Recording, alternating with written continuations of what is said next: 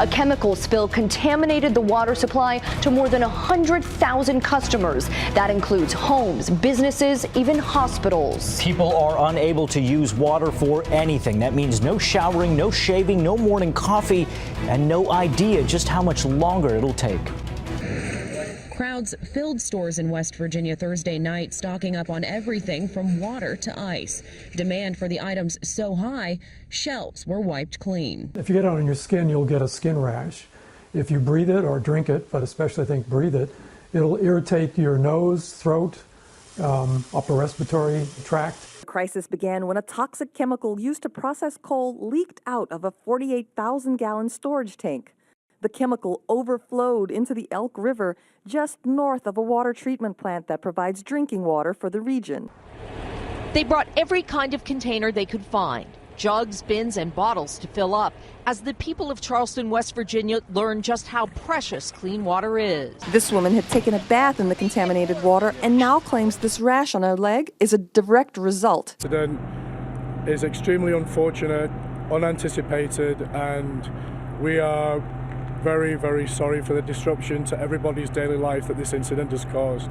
And it quickly became clear this was not a boil water advisory. This was something much more serious. What the chemical spill taught us is that water is extremely valuable, and we just often take it for granted because we have so much of it. It's been a real eye-opener, but it also really points the way to the power of some of these emerging technologies, potentially, maybe not now, but in the future, and of community engagement and being part of how we look at water quality and security in our communities.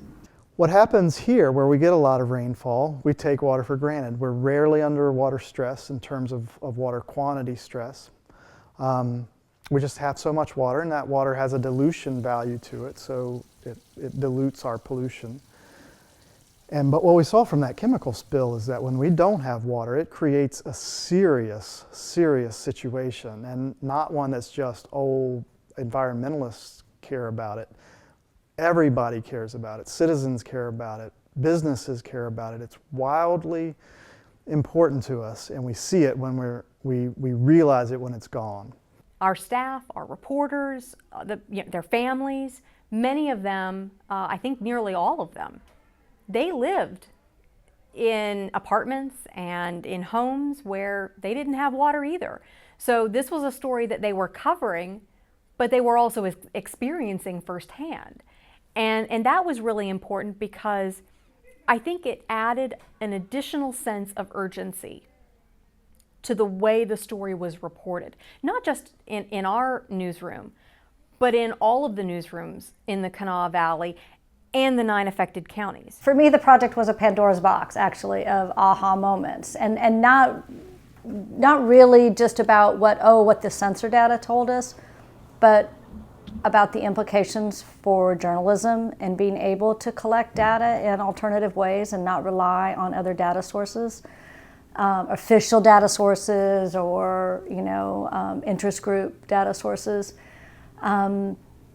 It was really eye-opening about the kinds of questions we have to ask as journalists about the ecosystem of that. The project through the College of Media is, while the science is not necessarily innovative, what's innovative is that as media experts begin to do science and begin to understand the science, and their ability to communicate that science increases, regardless of the value of the science. And so that is crazy valuable over time.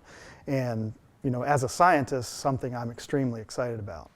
Sensor journalism is absolutely here to stay. And the reason that is because it's actually part of this other ecosystem, which is called the Internet of Things, and some people call it the Internet of Everything. But what that basically means is we have all of these sensing technologies coming into play that extract data from everything. That includes smart objects, but it also includes our environment. That sensing capabilities, whether it's air quality, water quality, there are sensors for babies, to prevent SIDS. I mean, we're looking at ways of sensing everything. And so that capability is coming into play where data can be extracted from almost anything. I think people need to advocate for their community and for safety in their community, no matter what it is. But when it comes to something as essential as water, know what's going into the water. Know how your water's processed. Understand what potential hazards there are along the waterways which feed your particular system.